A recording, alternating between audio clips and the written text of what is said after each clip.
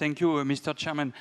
First of all, I would like to say my warm thanks to the organization. And I want to express that I am very honored to be here today, to have been invited to this first-class conference about, in particular, about the future of shipping in a view of the big challenge that we are facing now regarding global emission.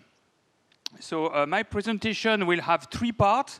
The first part will be exposing the HIMO strategy, but I will not go so much in detail because Dr. Lee, who is following my presentation, will do this in much detail. The second part will be a view of what is going on today, and I would like also to conclude by a real case studies with ongoing LNG fuel vessel. Not to say that this is the only solution, of course, but this is a pragmatic way to address emissions challenge, and I would like also to open discussion on that.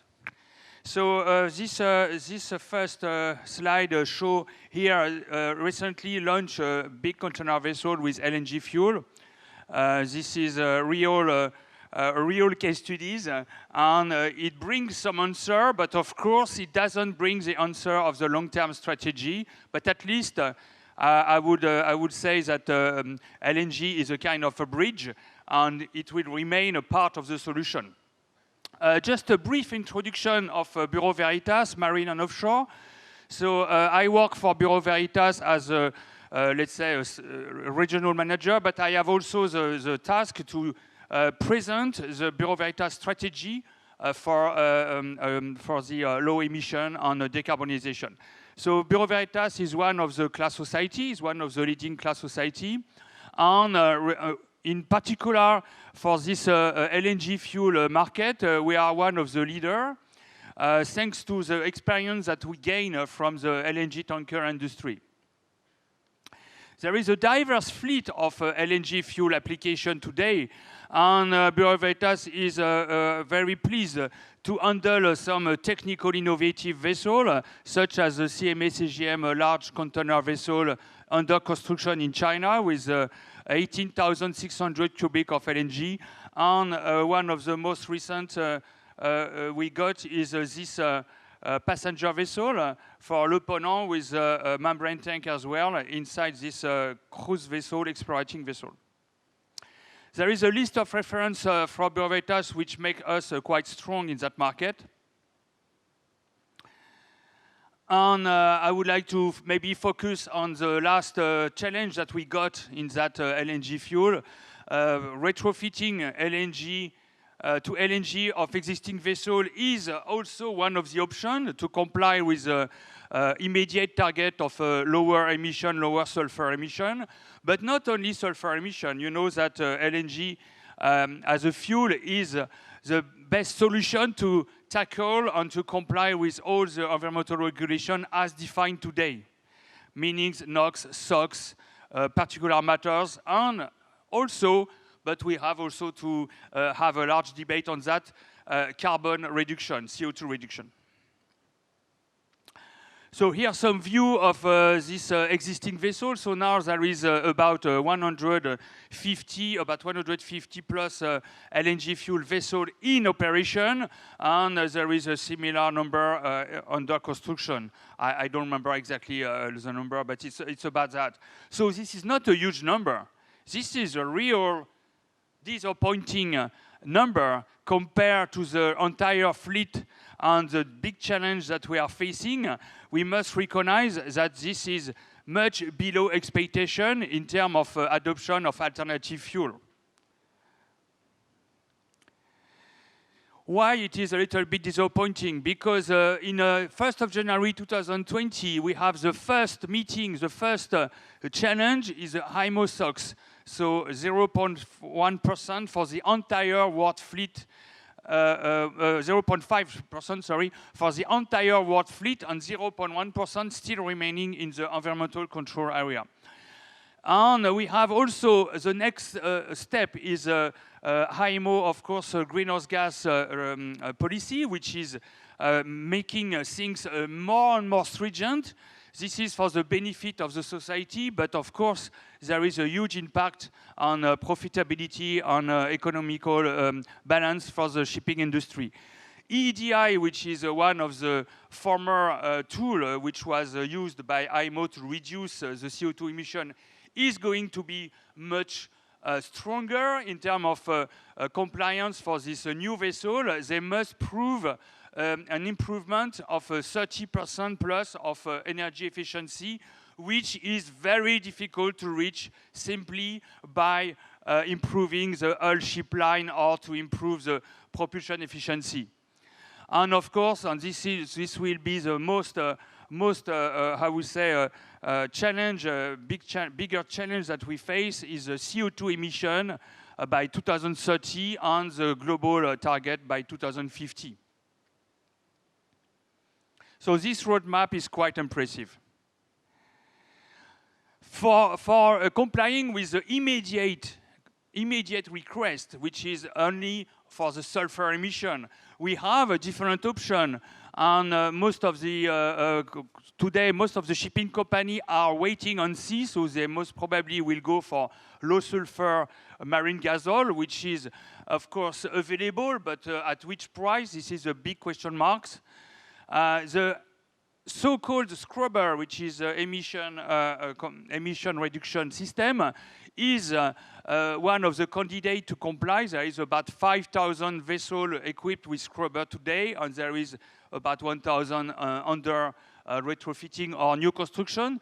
There is some cost associated with the scrubber. This is not the one fit-all solution, by the way. It solves the SOx emission for sure, but there is some remaining question. What about the acceptance of the open loop scrubber in some ports by some port authority?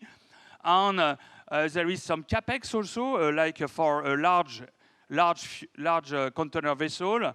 A scrubber will cost about $5 million US. So this is not something which is, let's say, not painful. This is quite painful, and there is some associated OPEX. And by the way, don't forget that the CO2 is a little bit increased due to the power needed for running the scrubber.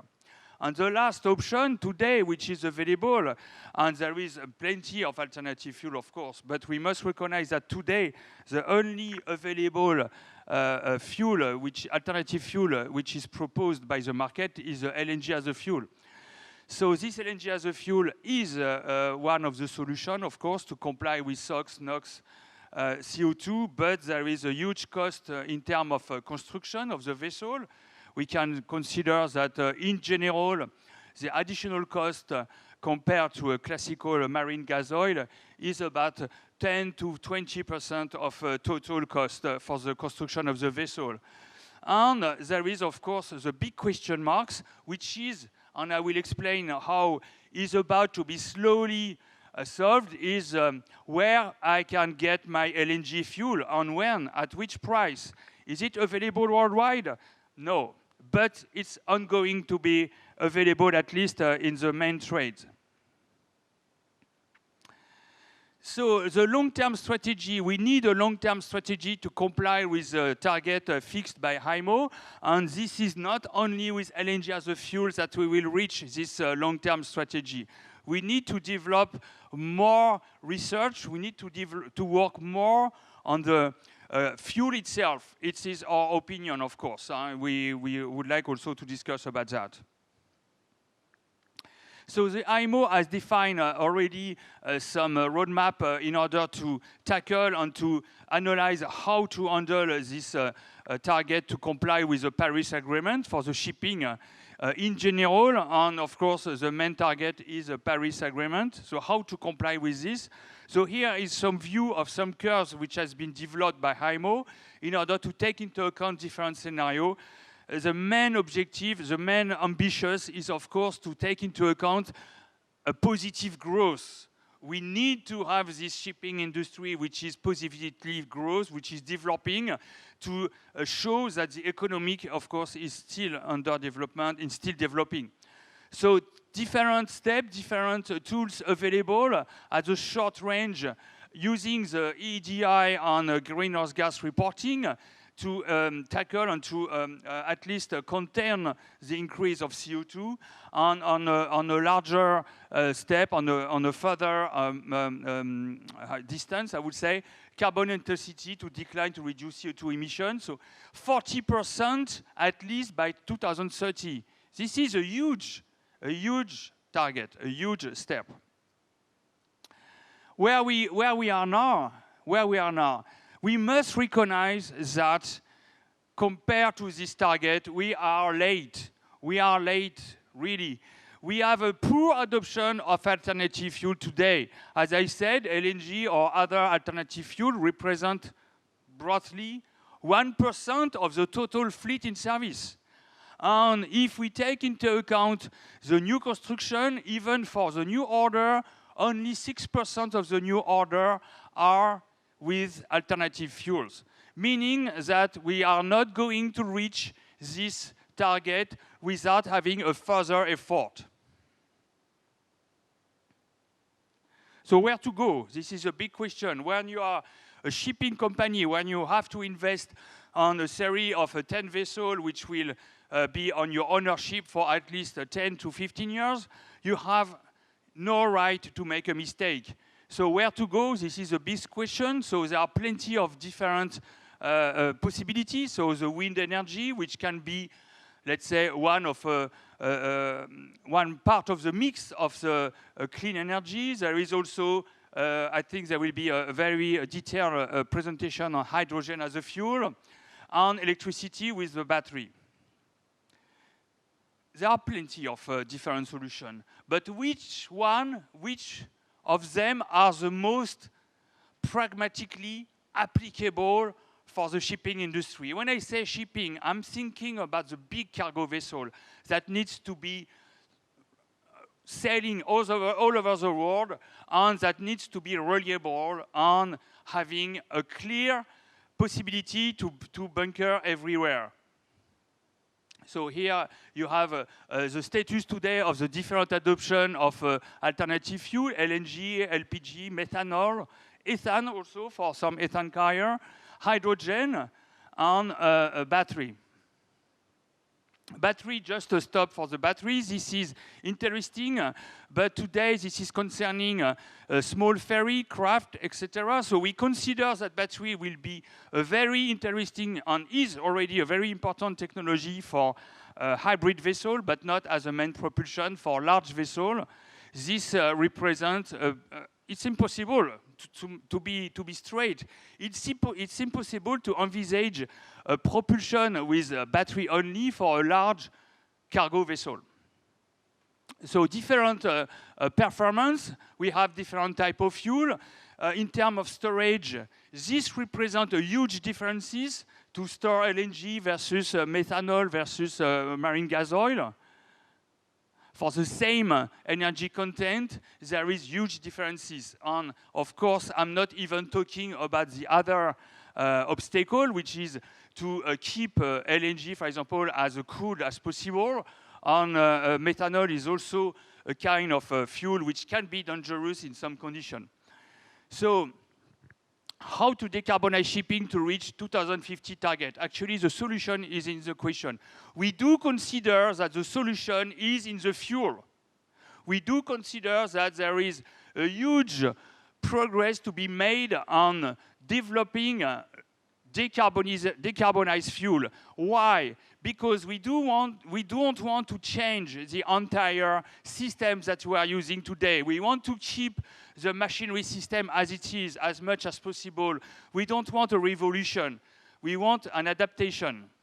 So if we can keep the same machinery system, if we can keep the same propulsion system, we will have a lower capex as possible, and we will have the usage of a typical fuel that we know already, but the production of this fuel is not from fossil extraction. It will be generated by power to gas from renewable energy, or why not from nuclear energy. The idea is to produce those fuel with no carbon during the production phases. So if we can reach this target to have synthetic LNG, which is produced by renewable energy, and here what is missing is nuclear power, we can produce this hydrogen by electrolysis of the water, and then if we can combine this hydrogen with the CO2, which is either captured or which is already in the atmosphere, we will reach the methanation, which is a very it's a very high expectation, of course, but this might be the solution for the future to have a decarbonized LNG, which can be stored and burned in our traditional engine. So this was my conclusion. I am running short after the time, so I would like to rapidly go and show you some case studies that we are dealing with now. So this is, you have the printed presentation, so you can have a look on the figures that I have developed here to prove that the LNG as a fuel today is also an economical advantage. If you use LNG as a fuel, you win money, you have a large competitive approach compared to the competition. So that's what I was talking about. All this type of engine we need to keep as they are. It's a huge development. They are running well in general. So we need to keep this technology and work on the fuel itself.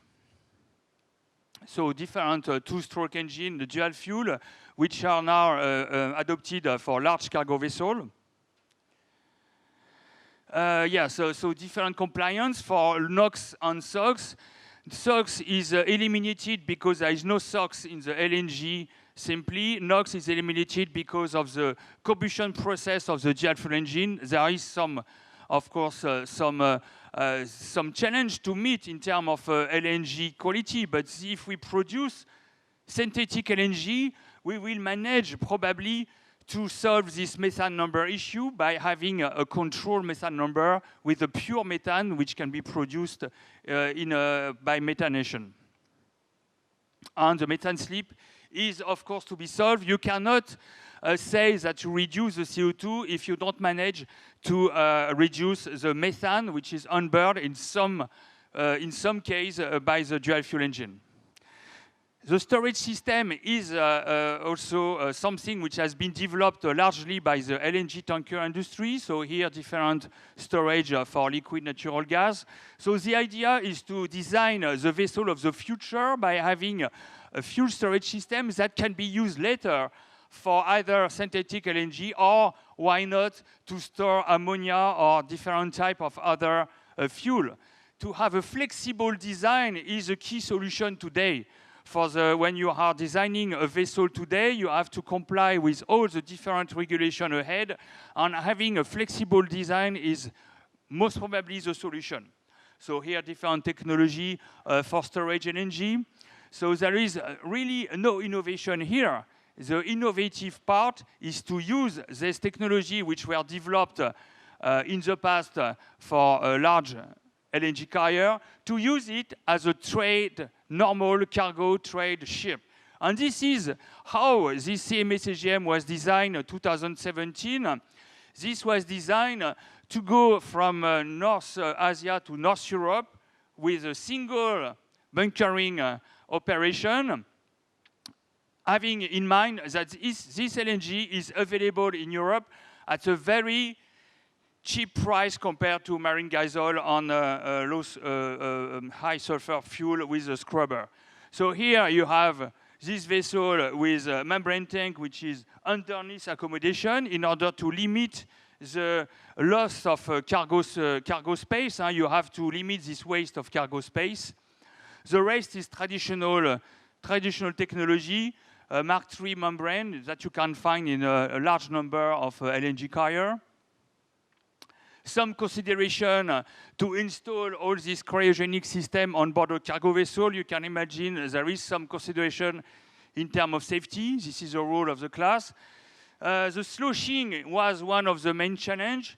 This vessel is about to be burning LNG, so meaning that they will operate at different filling level. And thus, the design of the LNG tank is a little bit different compared to what you can find on LNG tanker. The rest is very similar. You have a pump tower, you have all the different auxiliaries. The challenge, to resume the challenge, to summarize the challenge, we had to work on the fuel containment system. The gas propulsion is also a challenge for the largest dual fuel engine in the world. It is still a challenge to meet the certification process, but it's ongoing now. And here you can see some view of the containment system, which is under fabrication. So in Korea, this type of containment system is very well known. This is first of its time in China. And this is the view of the main engine.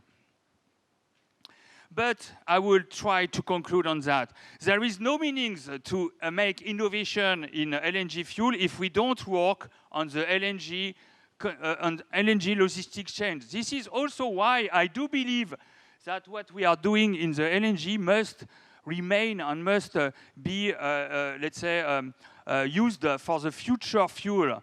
There is a huge investment in terms of LNG bunker vessel. Such vessel cost about 5 times more than a traditional fuel oil bunker barge. So you can imagine that this investment is to be, I would say, is to be used later, is to be not wasted for another type of fuel. So we do consider that having synthetic LNG will be also beneficial for all the investments that are done today with all these different bunker barge, and more are coming, more are under construction now. So bunker barge which are located already in North Europe, North America, and tomorrow in Asia. Just have a look on the operation. As a Bureau Veritas, we are caring also about the operation. This goes beyond the traditional class role, I know. But if we want to make this developing well, we have to ensure that the safety during the transfer is as much as possible the same level as it is for traditional fuel. So this is a view of the largest bunker vessel in the world. She was launched 2 weeks ago. She will deliver LNG fuel to the CMA-CGM container vessel in Rotterdam. A view of the bunker station of the first vessel from CMA-CGM. So we need to make sure that this regulation for LNG refueling is as safe as possible. That's why we work with general instance like SGMF, CLNG, and of course all the different administration, including EMSA and US Coast Guard. So basically for bunkering LNG fuel, it's easy to do, but we have to understand that there is a risk associated to this operation. There is a large, in that case, a safety zone which is delimited in order to make sure that this safety zone will encompass and will mitigate any potential leakage of liquid or gas. And this is estimated in that example by having some computation, some CFD computation in order to understand and to see how much we can limit the simultaneous operation. Here we do that because we want to have the LNG transfer which is done in a commercial operation where you have a container which are loaded and deloaded. Sorry, I was running because I am already in a rush for the time slot. So this is the last slide. So thank you for your attention. Sorry again for the speed, but you have the printed version, so available for any question from you. Thank you.